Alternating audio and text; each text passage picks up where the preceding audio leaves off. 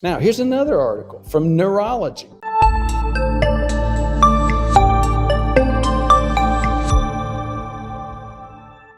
The neurologists have a big stake in this area. It's called strokes. Neurology, the neurologists, again, major focus on ischemic stroke. Ischemic means loss of blood supply too. There are two types of stroke. The first one is a clot or ischemic stroke, loss of blood supply. The second one is bleeding into an area. And by far the most common is ischemic stroke. It's also classified as part of cardiovascular disease because it's the very same mechanism. If you have this cardiovascular inflammation and that clot breaks off, that clot is formed by inflamed, hot, liquid plaque seeping back through that injured endothelial or intimal cell into the flowing bloodstream. It forms a clot. And if that clot breaks off and goes to the heart, it's a heart attack. If it breaks off and goes to the brain, it's a stroke. So again, very, very same causes. The experimental evidence in mice suggested an association with suppression of endothelial nitric oxide production, similar to the topic we were talking about in the last slide. In hypercholesterolemic patients, ATORVASTATin withdrawal rapidly increased pro-inflammatory and pro-thrombotic pathways. I'll just make the comment, I don't use ATORVASTATin. It was the first one out of the blocks. It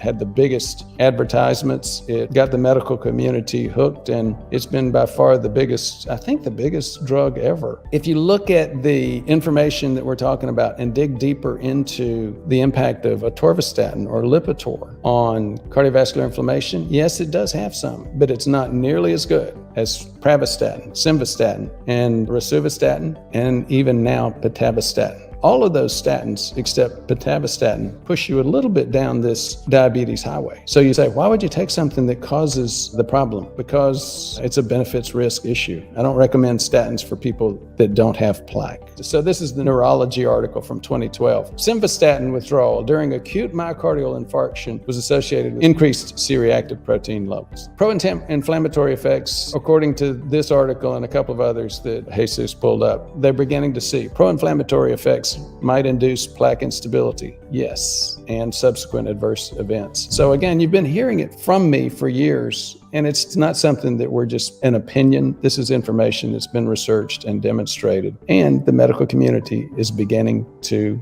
adopt it. Another study in stroke found that stopping statins for 3 days was associated with increased risk of death or disability dependency.